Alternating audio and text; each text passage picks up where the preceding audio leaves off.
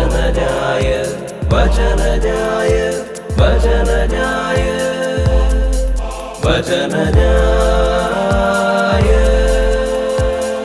ഈശോയിൽ സ്നേഹമുള്ളവരെ, തപസ്സുകാലത്തിലെ 5-ാം ഞായറാഴ്ചയായി ഇന്ന് വചനധ്യാനത്തിനായി തിരുസഭ നമ്മൾക്ക് നൽകിയിരിക്കുന്നത് വിശുദ്ധ യോഹന്നാൻ്റെ സുവിശേഷം 12-ാം അധ്യായം 20 മുതൽ 33 വരെയുള്ള തിരുവചനങ്ങളാണ്. യോഹന്നാൻ്റെ സുവിശേഷത്തിലെ വളരെ പ്രധാനപ്പെട്ട ഒരു അധ്യായമാണ് 12-ാം അധ്യായം. നമ്മൾക്കറിയാം, വിശുദ്ധ യോഹന്നാൻ്റെ സുവിശേഷത്തെ 2 ഭാഗങ്ങളായി ബൈബിൾ പണ്ഡിതന്മാർ തിരിച്ചിട്ടുണ്ട്.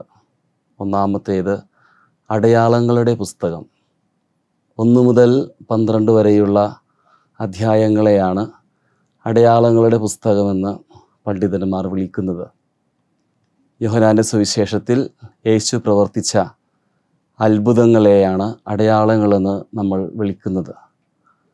7 അടയാളങ്ങളാണ് യോഹന്നാൻ്റെ സുവിശേഷത്തിൽ നമ്മൾ കാണുന്നത്. നമ്മൾക്കറിയാം, ഒന്നാമത്തെ അടയാളം കാനായിൽ ഈശോ വെള്ളം വീഞ്ഞാക്കുന്നു. രണ്ടാമത്തേത് രാജസേവകൻ്റെ ഭൃത്യനെ സുഖപ്പെടുത്തുന്ന സൗഖ്യദായകമായൊരനുഭവം.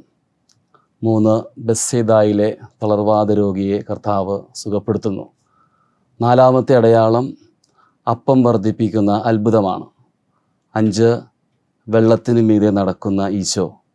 6 ജന്മനാ അന്ധനായവനെ കർത്താവ് സൗഖ്യപ്പെടുത്തുന്നു. 7-ാമത്തെ അടയാളം ലാസറിനെ ഉയർപ്പിക്കുന്നതാണ്. ഈ 7 അടയാളങ്ങളും 12 അധ്യായങ്ങൾക്കുള്ളിൽ വരുന്നതാണ്. അപ്പോൾ 12-ാമത്തെ അധ്യായം കഴിയുമ്പോഴാണ് 2-ാമത്തെ പുസ്തകമായ മഹത്വത്തിൻ്റെ പുസ്തകം, ബുക്ക് ഓഫ് ഗ്ലോറി, തുടങ്ങുന്നത്.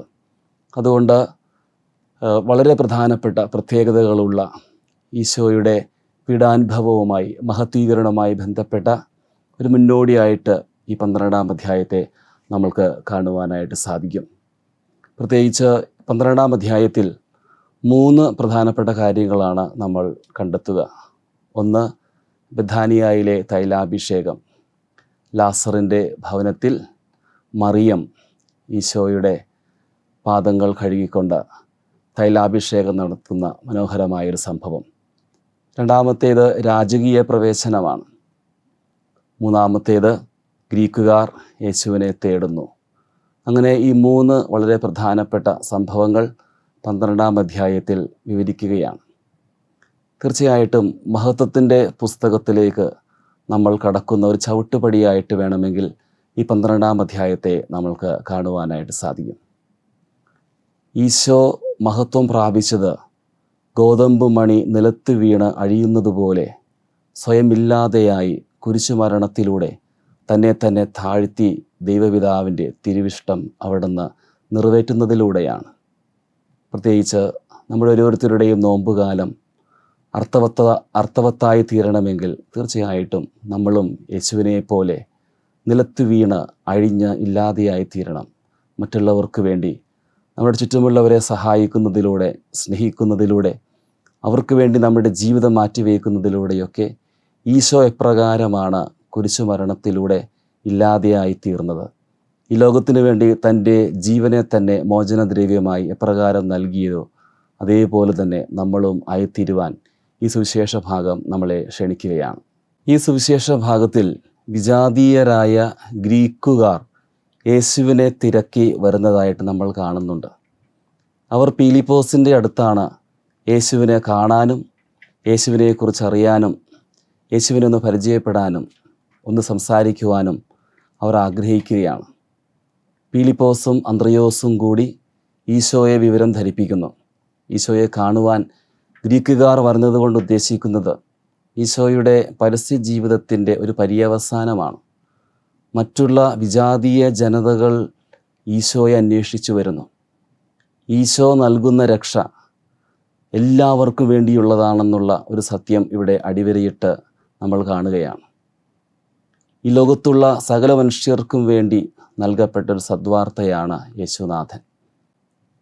എവിടെയൊക്കെയോ ധ്യാന ശുശ്രൂഷ മേഖലയിൽ നാനാജാതി മതസ്ഥർ കടന്നു വരുന്നുവോ, വിജാതീയർ പങ്കെടുക്കുന്ന ശുശ്രൂഷകളിലൊക്കെ മറ്റുള്ള ധ്യാന ശുശ്രൂഷകളെ അപേക്ഷിച്ച് ധാരാളം അത്ഭുതങ്ങളും അടയാളങ്ങളും രോഗശാന്തികളും സംഭവിക്കുന്നതായി എൻ്റെ ശ്രദ്ധയിൽപ്പെട്ടിട്ടുണ്ട്.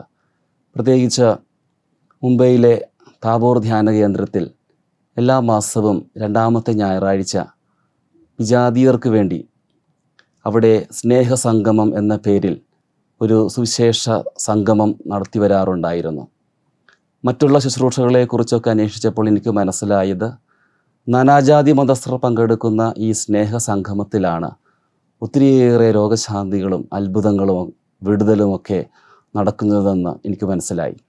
തൻ്റെ കുരിശുമരണത്തിലൂടെ ഈശോ നമ്മൾക്ക് തന്ന രക്ഷയുടെ അനുഭവം ഒരു പ്രത്യേക വിഭാഗത്തിൽപ്പെട്ട ആളുകളെ മാത്രം ഉദ്ദേശിച്ചുള്ളതല്ല, മറിച്ച് ഈ ലോകം മുഴുവനും നാനാജാതി മതസ്ഥരെയും ഉൾക്കൊള്ളുന്ന സകല വിജാതീയർക്കും വേണ്ടി, സകല മനുഷ്യർക്കും വേണ്ടി ദൈവപിതാവ് വിഭാവനം ചെയ്ത രക്ഷയാണ് ക്രിസ്തുവിലൂടെ നിറവേറിയത്.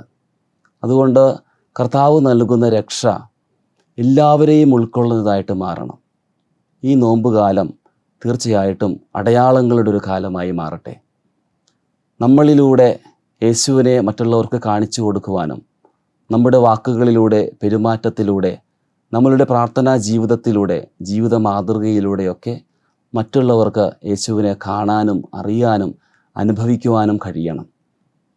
പീലിപ്പോസും അന്ത്രയോസും ഗ്രീക്കുകാർക്ക് യേശുവിനെ പരിചയപ്പെടുത്തി കൊടുത്തതുപോലെ നമ്മുടെ ഓരോരുത്തരുടെയും അനുദിന ജീവിതത്തിൽ മറ്റുള്ളവരെ കൂടി യേശുവിലേക്ക് അടുപ്പിക്കുവാൻ നമ്മൾക്ക് സാധിച്ചാൽ തീർച്ചയായിട്ടും ഈ നോമ്പുകാലം വളരെ അർത്ഥമുള്ളതായി തീരും. വചനജായ വചനജായ വചനജായ വചനജായ